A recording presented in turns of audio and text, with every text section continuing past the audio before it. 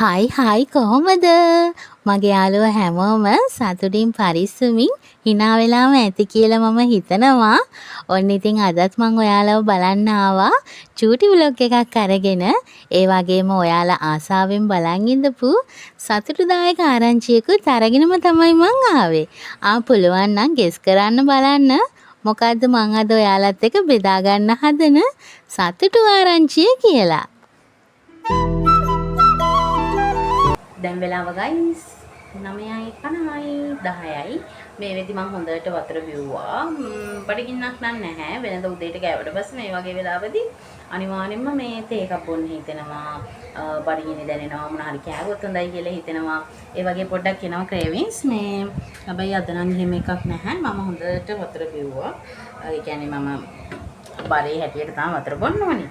මේකේ වතුර බෝටල් එක පුරවලම තිබුණේ නැහැ. භාගයක් වගේ තිබුණා. හැබැයි මම හොඳට වතුර බිව්වාද. බලමු ඉතින් අද දවසේ මට කොහොමද කන්ට්‍රෝල් එකේ ඉන්න පුළුවන් වේවිද කියලා. මේ චැලෙන්ජ් එක මම පටන් ගත්තේ මගේ ඇඟට ඇත්තටම දඩුවමක් දෙන්න එහෙම හිතාගෙන නෙවෙයි.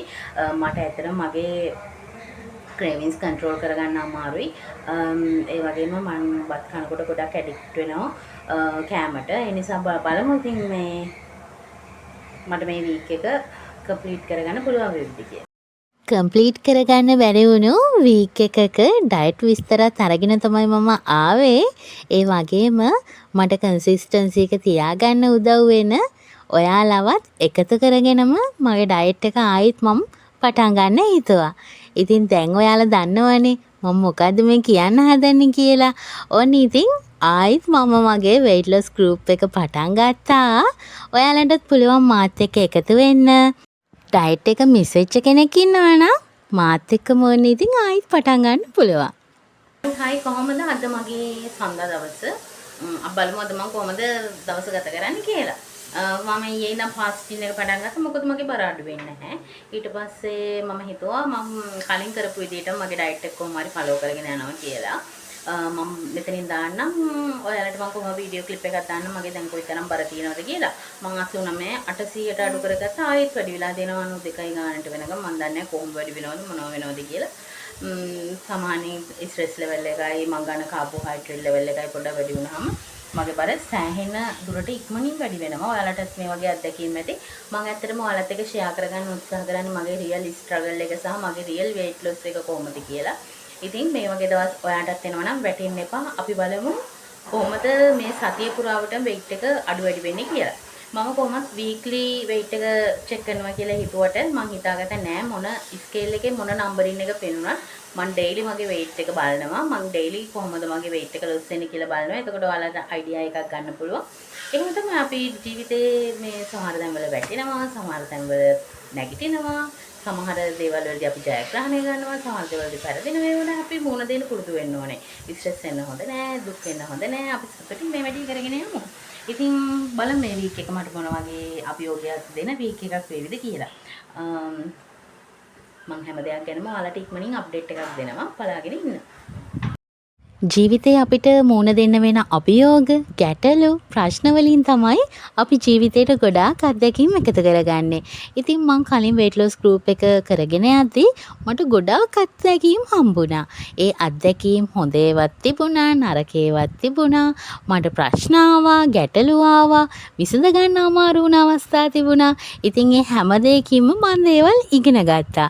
ඉතින් මේ පාර weight loss group එක මම පටන් ගනිද්දී පුංචි කොන්දේසියක් තියෙනවා. මම ඒ කොන්දේසිය දාන්නේ මට මේ weight loss group එකට බර අඩු කරගන්න අවශ්‍යතාවයේ තියෙන අය විතරක් එකතු කරගන්න ඕන නිසා. දැන් මම මේ කොන්දේසි ටික කිව්වහම ගොඩක් කට්ටිය මට අනම්මනම් කියන්න පුළුවන්. හැබැයි මම මේ තීරණය ගත්තේ හොඳට හිතලා මතලා. මොකද මම කලින් weight loss group එකේ කරගෙන යද්දී ගොඩක් අනවශ්‍ය කට්ටිය අපේ group වලට ඉක්මනින් join වෙනවා. මොකද ලංකාවේ අපිට නිකන් දෙනවා නම් දෙමළ පත්තරේ වුණත් අපි ගන්න ඕනේ. කියව ගන්න බැරි වුණත් අන්න ඒ වගේ තමයි නිකන් group එකක් create කරපු ගමන් ඕනම කෙනෙක් ඒකට එකතු වෙනවා. ඉතින් ඒ කෙනා ගෑනු ළමයෙක්ද පිරිමි ළමයෙක්ද කෙටියම කිව්වොත් අසහනකාරයෙක්ද කියලත් අපිට හොයාගන්න හරිම අමාරුයි. ඉතින් මේ වෙලාවේදී weight loss group එකට මම එකතු කරගන්නේ බර කිලෝ 70ට වැඩි අය විතරයි. ඒ වගේම group එකට join වෙන්න කලින් පුංචි admission fee එකක් ඔයාට ගෙවන්න ඕනි. ඊට පස්සේ කිසිම අමතර මුදලක් මම අය කරගන්නේ නැහැ. ඒ කොන්දේසිය මම එකතු කරගන්නේ අන්න අර කලින් කියපු අනවශ්‍ය අය මේ group වලට ඇතුල් වෙන්නේ නැතුව අත්‍යවශ්‍ය අය විතරක් මට එකතු කරගන්න ඕන නිසා. ඉතින් ඔයාත් ඒ කොන්දේසි වලට කැමති නම් ඔයාට පුළුවන් මම පළවෙනි කමෙන්ට් එකේ පින් කරලා තියෙනවා මගේ WhatsApp නම්බර් එකට මැසේජ් එකක් දාලා අවශ්‍ය විස්තර ලබා ගන්න. ඉතින් මේක කිසිම වෙලාවක මුදල් පරමාර්ථයක් කරගෙන කරන වැඩක් නෙවෙයි. ඔයාලා කොහොම හිතුවත් මම මගේ හොඳ සිතුවිලි හොඳ අරමුණ මම දන්නවා. ඉතින් කැමති කෙනෙක්ට එකතු වෙන්න පුළුවන්. දැනට මෙම්බර්ස්ලා 35ක් විතර මගේ weight loss group එකේ එකතු වෙලා ඉන්නවා. ඔයාටත් ඩයට් කරන්න කැමති නම් මොටිවේෂන් එකක් නැත්නම් අපිත් එක්ක එකතු වෙන්න පුළුවන්. ඇත්තටම පහුගිය මාස දෙකේ විතර මම උත්සාහ කරා තනියම මගේ ඩයට් එක ෆලෝ කරගෙන යන්න. හැබැයි මට පුළුවන් වුණා මගේ ක්‍රේවින්ස් එහෙම චුට්ටක් අඩු කරගෙන වෙනදා කනවට වැඩිය ප්‍රමාණය අඩු කරලා මගේ දෛනික කෑම වේලවල් ටික සීමා කරගන්න. ඒ වුණාට මට හිතුණ දෙයක් තමයි සමූහයක් වශයෙන් ඩයට් කරගෙන යද්දී මට මොටිවේෂන් එක වැඩි වගේම කන්සිස්ටන්සි එක තියාගන්න මාර විදියට උදව්වක් වෙනවා. ඉතින් අද වන වෙසක් පොයේ දවසේ අද 30 වෙනිදා අපි දැන් යන්න හදනේ දන්සල් කන්න. අද හස්බන්ඩ් ගෙදර ඉන්නවා. ඒ අය අපේ යාළුවෝ ටිකකුත් එක්ක අපි යන්න තමයි හදන්නේ. අද හවස දන්සලක් දෙනවා අපේ ලොකු අම්මලා ගෙදර.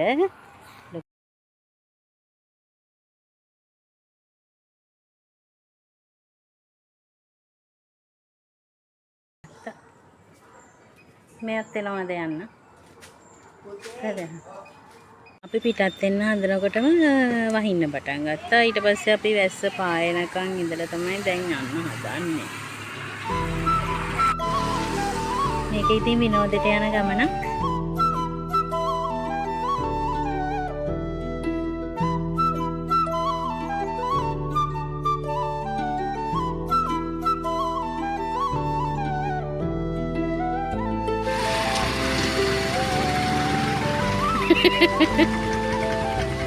දන්සල් කන්න යනවද? ඔන්න ඉතින් පහුගිය දවස්වල වෙසක් සැමරුවා. ඉතින් අපි හොඳට දන්සල් කෑවා, වෙසක් කුඩු හැදුවා, තොරන් බැලුවා, වෙසක් කලාප බලන්න ගියා. ඉතින් හැමදේම එන්ජොයි කරා. මොන සිටුේෂන් එකේ හිටියත් අපි සතුටින් ඉන්න අමතක කරන්න හොඳ නැහැ. අපේ හිතේ සතුට හැමදාම තියාගන්න ඕනේ. අපි මොන තත්ත්වයේ හිටියත්. ඒ වගේම තමයි සතුට අංක 1, නිරෝගීකමත් අංක 1. අපි අපේ ජීවිතේ හැමදාම සතුටින් ඉන්න නම් නිරෝගීව ඉන්න ඕනේ.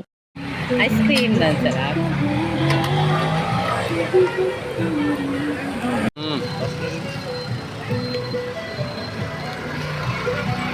ඩයට් ඉඳ කන්නේ අයිස්ක්‍රීම්.